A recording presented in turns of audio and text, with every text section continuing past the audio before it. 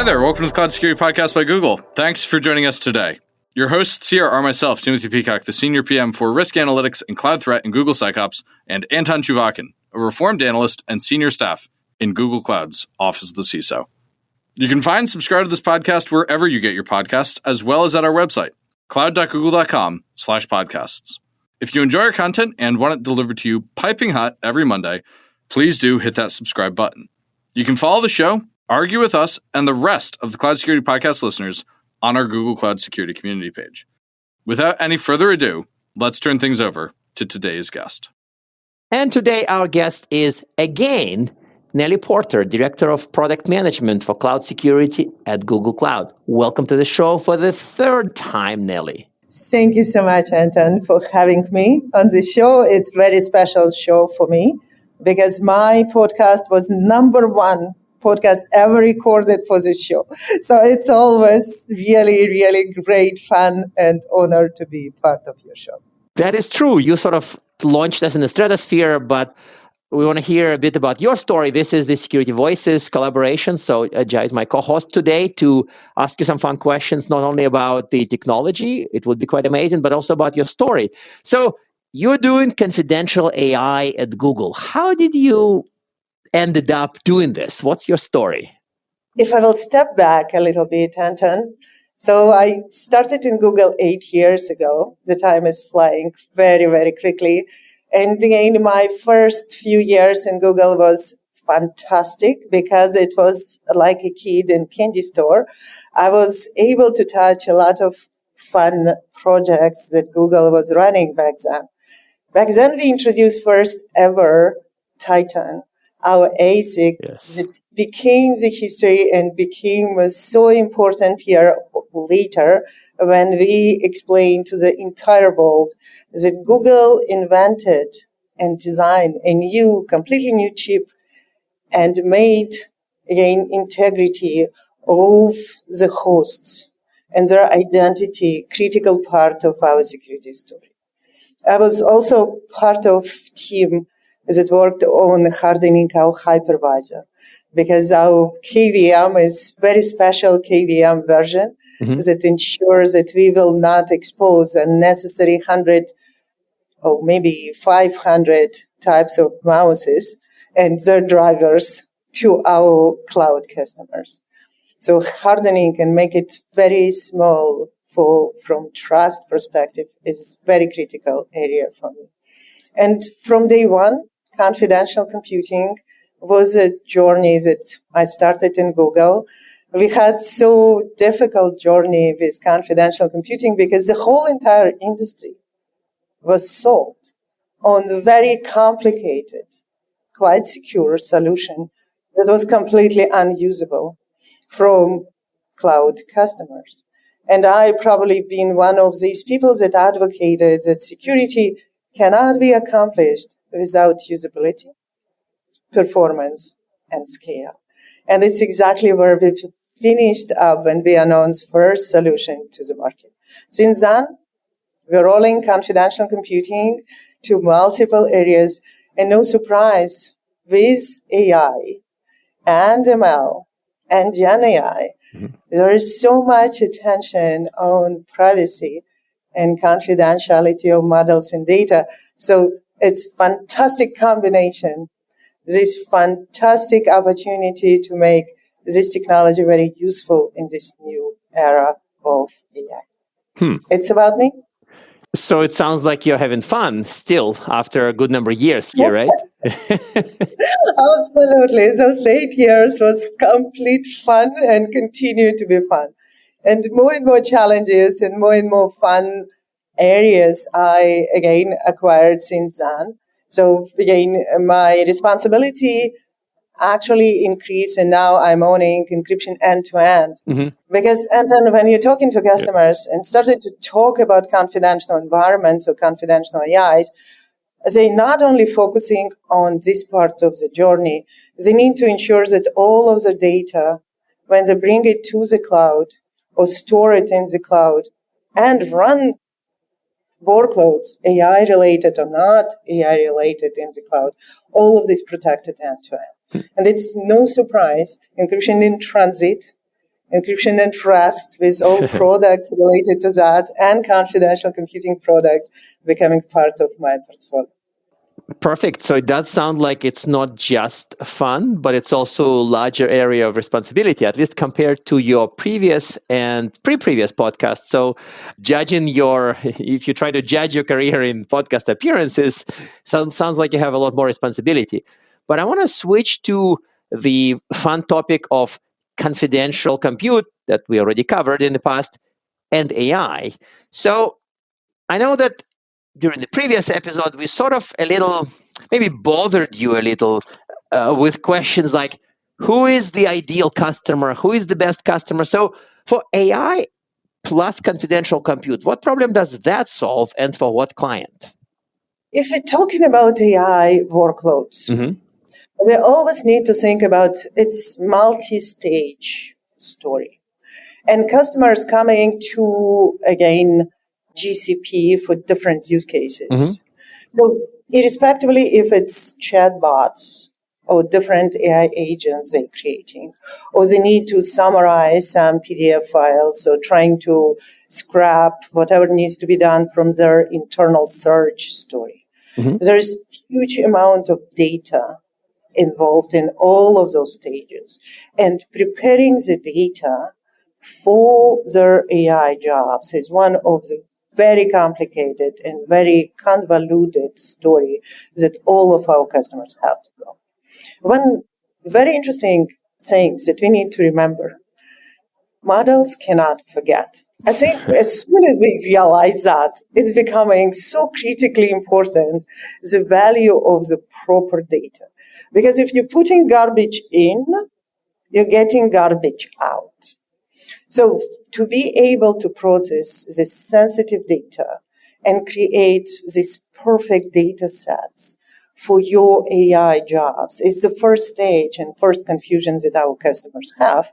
And because it's never sensitive only data, it's combination of public data and private data and their enterprise data and the data that they receive from other vendors. This combo is incredibly difficult to figure out how to clean it, how to remove biases, how to do all of those steps.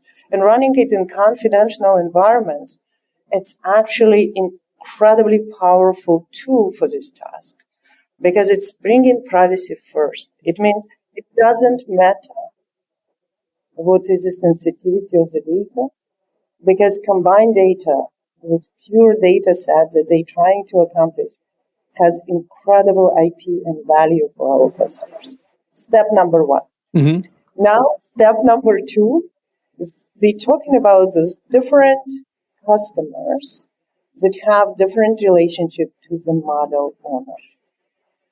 So if we're switching our topic to models for a moment, we have those, again, OAuth 10, OAuth 100 customers that building their own models. Huge models, mid-range models, and they exposing these models and APIs of model as a service to other customers to consume. They care about the data that they use for training those models and privacy and integrity of the model itself. They also want to ensure that consumers of this model only use these APIs that they expose for them to use. So all of that required confidentiality, integrity and privacy for the models and data. So now we can't separate those two things because application model and data coming as a wonderful trifecta that needs to run in confidential environments. And the final step, when we're talking about customers that fine-tuning the models, they're using existing models and putting some custom data to make it more customizable for their chatbots and other things. Those customers that working and using inference with RAG to make real-time data possible for those models. It's, again, huge amount of data and interaction with the model. Those interactions also have to be protected end-to-end. So combination of confidential solutions, confidential hardware, and again, data. It's what this space is offering. So, long story short, and it's where confidentiality has to be expanded from CPUs to GPUs. Because now we have to use those GPUs to process models, to run inference, to run fine-tuning, to run rugging, all of these in-context learning use cases. That's very interesting. So actually, I want to dig in a little bit deeper on that. So what do you think are some specific real-world applications where you feel the combination of AI and confidential computing has, the most significant impact, like in your opinion? We have, again, I can't talk about specific use cases or specific customers, so I have to be a little more abstract on that. So why not use cases, though? I mean, customers I get, but specific use cases sounds like... Yeah, use cases. Yeah. It's again what I'm trying to say, not talking to specific customers. It's what I was talking about, and you're absolutely right. So again, one of the examples that we have is customers that are coming from healthcare space. And one of the use cases, and it's actually publicly documented. So the customer name is AstraZeneca. Mm-hmm. As AstraZeneca coming with very interesting use case, when they're using software as a device to, again, provide different, measurements of your health during your remote visits in the remote places. So they found that for them to be able to manage this information and run the specialized device and the model, mini, tiny models in a confidential environment is provide ability for them not only to isolate cryptographically the specific, very sensitive, execution of this software, the device, but also prove to their users and their auditors that it's done as they said in confidential environment. The two things in confidential environments actually is super cool compared to any privacy-preserving technology before. First, it's incredibly trivial to enable. It's incredibly usable. And general. It means you can put a lot of software solutions, models, or anything that you need in these confidential boxes, where we will protect cryptography. But the second very important thing is what we called attestation. Mm-hmm. And cryptographic attestation is the ability for us to prove to third party that whatever you're running is actually running confidential. Those two aspects is very critical to our customers in specifically AI world, because the trust to cloud and trust to the models and trust to this situation when you need, and it's very important use case that we see across all AI specific customers, when you need to merge your data from multiple sources. And usually in our world, nobody trusts each other. We called it multi-party, compute use cases, where customers from, different financial organizations have to merge their data to be able to provide some feedback. Money laundering situation is fantastic case. When you can't actually detect money laundering only because you have data of your fintech company, you have to have, all data from multiple companies to compare and contrast the behavior of this individual. We have another interesting use case also from companies that was very public about what they do on confidential environments, and it's Montegogo. And it's companies that are actually working on detecting double lending, double spend.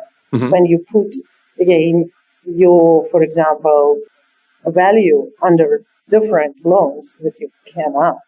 So how to detect that it's happening, and you double dipping in those again equities that you put on this. So there is multiple opportunities in those use cases, and again, it's using the standard ML, not necessarily Gen AI, but also we started to see that Gen AI models are also becoming very interested to utilize the same.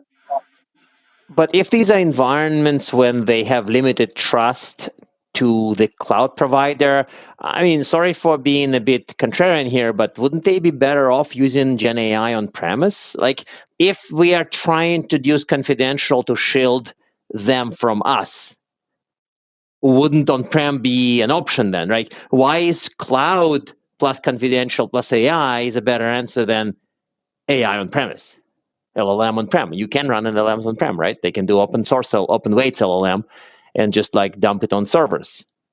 So, Anton, it's a fantastic question between us. And I would say that customers, it's not that customers don't trust Google. Customers would not bring workloads to the Google, to our GCP, if they would not trust Google. Mm-hmm. Customers probably worry, and probably so, about risk of exposing our infra to our insiders. And they also worried about exposing the same environments to their own insiders.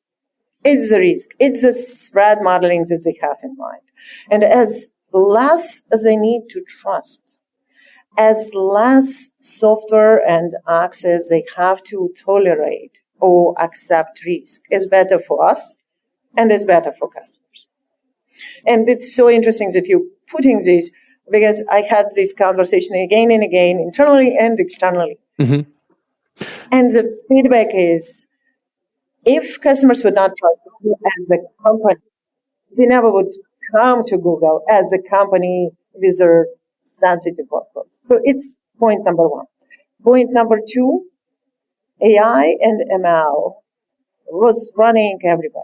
But Gen AI, or these huge models and utilization of these models that train by, again, only a few companies, have enormous resources, have to have supported by, again, hundreds and hundreds of very powerful monsters, H100 GPUs, to be able to get these resources and scale in the level that it's required for those customers to do fine-tuning or training or even inference. I'm not sure that it's even feasible to run these workloads on premises anymore. And it's why customers have to go to the cloud. But they need to understand the security guarantee and our threat modeling of how we protect the workloads on and in GCP. For example, we announced in Next that we're coming with confidential GPUs. We worked very closely with NVIDIA on their newest huge H100 GPUs to make them natively confidential. It's 3 years plus work, and between us and the story, for this podcast, I will give you the whole story. NVIDIA team came to Kirkland, where I'm located, and have fantastic lunch, sitting there alone, talking to themselves. So myself and my engineering, again, director back and passing by, as usual, we very, again, welcoming people. We are inviting them, asking them. We realized that they, again, from NVIDIA, so we asked them, do you know anything about confidential computing? 3 years ago, they said, no, no idea. We sat, we talked more. Later, they asked us to join their headquarters, literally a few days later. And since then, our teams worked together to make this first ever GPU fully confidential from day one. So we bring in these things to our customers in GCP, because having these machines with confidential CPUs and GPUs available, it's incredibly difficult to accomplish on-prem. So we have opportunity to offer this capability for customers to protect the model and the data an end-to-end story between CPUs and GPUs, fully confidential. That's very interesting. So I want to talk a little bit about the various workloads that exist. Now, there's training workloads, there's data curation, there's operational workloads. Which of these needs to run in confidential AI? And I guess a part two to the question is, what are the performance or cost implications of this? Like, are there any risks that come out of running things in confidential AI? Let's, again, have those few workloads or use cases outlined clearly, and after that, we'll map them to your question. So, again, training. Let's start with that. So I have my model. I'm using a lot of data to train it, and I want to ensure that this model is continue to be, again, protected and properly managed as my training jobs continue. So because the model and risk is more protecting my IP, sometimes data is lesser of problem if it's fully public data or something. It's not the case anymore, but let's assume the model protection is more critical than data protection for training jobs. The second step is what we call fine-tuning. I'm using this model. I don't touch this model, but I'm using the specific APIs that model owner exposed to me to ensure that if I will feed my own data, I can customize the model layers to become much more specific for my, again, financial, healthcare, or something else. Is the fine-tuning use case.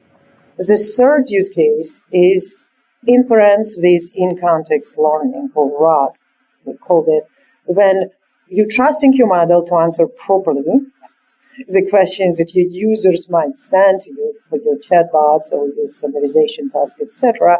But in particular things, those models are missing the real-time information.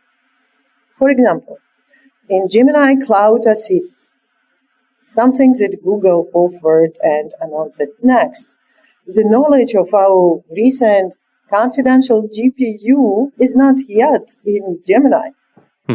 So how will ensure that real-time information would be available for Gemini when customers ask how to protect my model and data in GCP?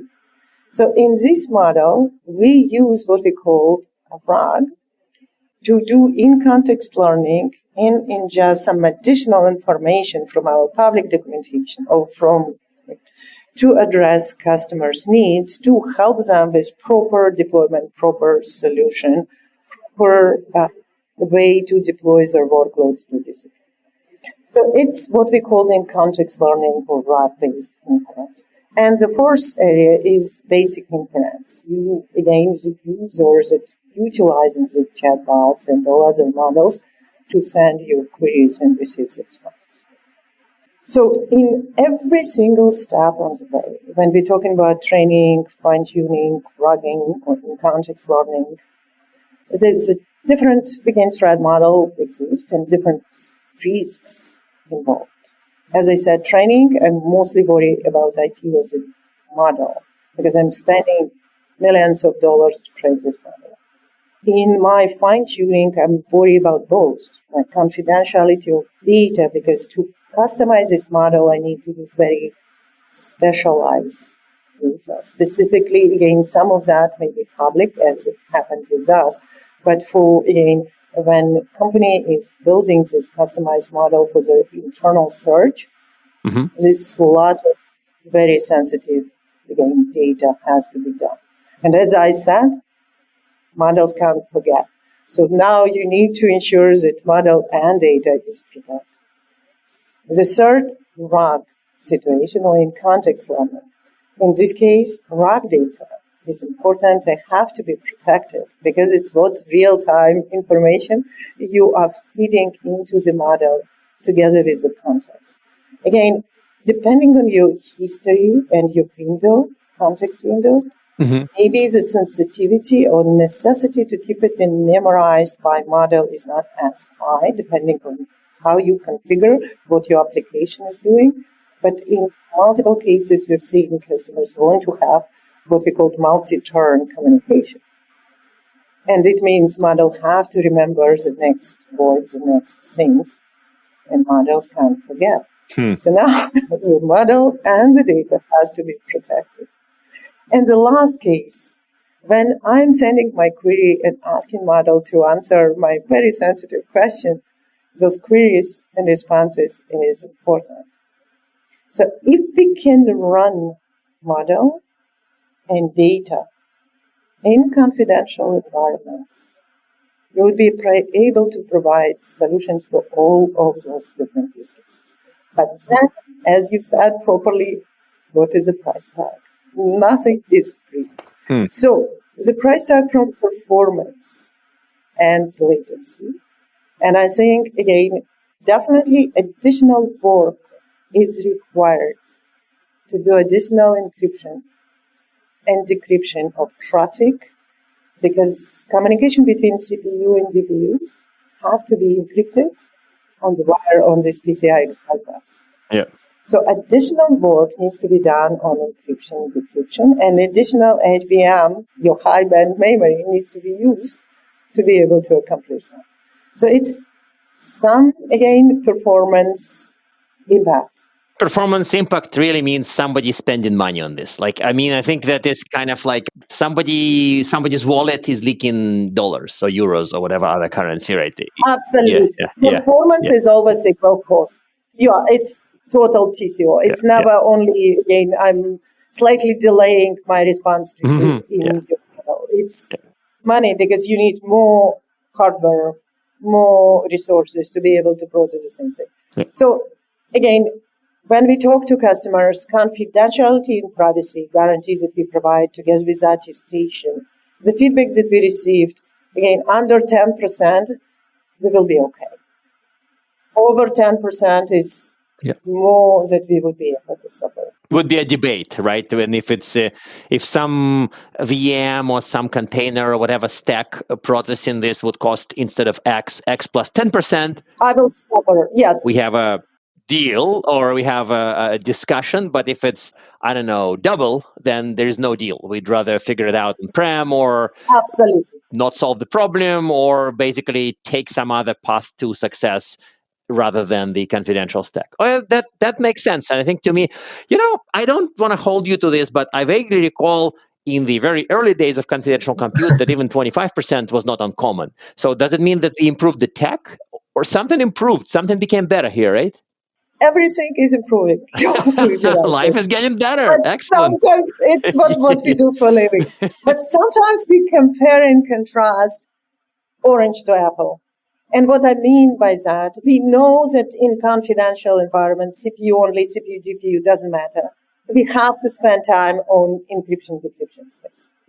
Yeah. So we try to mitigate it utilizing some really crazy technique or hardware offload of some capability. It's what GPUs do. They actually don't do encryption, decryption in software. They have dedicated ASIC that does encryption, decryption for GPUs to ensure that memory is encrypted, and they would be able to do that. So it's utilization of hardware capabilities that are available to us. But also on VMs, as you said, we do a lot of tricks, honestly. We have very sophisticated, for example, we stopped using SCSI drivers for access to the storage. We're using NVMe drivers. Why it's so critical? Because SCSI enable one channel. Literally, you writing this traffic and whatever you need, your IOPS through one channel. NVMe opening 64,000 channels. So it's why I'm saying when we have VMs with SCSI driver and NVMe, it's the details that, again, my customers probably ignoring sometimes. But I've seen customers coming to me and saying, Nali, we've done all our perf validation of your confidential VMs, and your confidential VMs faster end to end. What is that? It's impossible because you need to do encryption, decryption. It's like, okay. We have a lot of different things that we're trying to bring to those confidential environments to mitigate some of expected performance and latency degradation. And this is the way how we work, and this is why, as you said, as time progressing, we're becoming better and better. I think that makes sense. And I think, unfortunately, as usually Tim says, but we're kind of running teamless today, it's time to get to our closing questions. And of course, it's the usual. Give us one tip on using confidential AI, and give us one resource, one reading material, or something of that sort. And one tip that I will leave you with, and it's so funny, I will be super consistent on my first and my second and third podcast. Running confidential AI is exactly as running non-confidential AI. You don't need to change anything. You will take your paths with your wonderful job. You will take your model. You would take your VLLM and whatever you do for living, and you will get one checkbox saying, run it confidential. And again, with a little bit more performance degradation, yes, we're still taking a little bit toll on you. You would be able to run confidential. So everything that we do have to be incredibly usable and no requirement for you to adapt your application or your model or anything else to support confidentiality. It's done on lower level with hardware, work with vendors and everybody. So you, my customer, doesn't need to do anything. Checkbox, pay a little more, and you go. I like that. And any reading materials, any pointers, any 70-page white papers? We have plenty of white papers and everything, but mostly explaining why you will need and what is the value you will provide. It's not what you need to do in your workloads to make and take advantage of them. That makes sense. Thank you for your excellent third appearance on our show. So looking forward to hopefully the fourth in a couple of years. And again, thank you for being here. Thank you so much and hope it's not last one. Thank you for having me here. Really appreciate great conversation. Anton and Jay. Thank you. And now we are at time. Thank you very much for listening and of course for subscribing. You can find this podcast at Google Podcasts, Apple Podcasts, Spotify, or wherever else you get your podcasts. Also, you can find us at our website, cloud.withgoogle.com/cloudsecurity/podcast. Please subscribe so that you don't miss episodes. You can follow us on Twitter, twitter.com/cloudsecpodcast.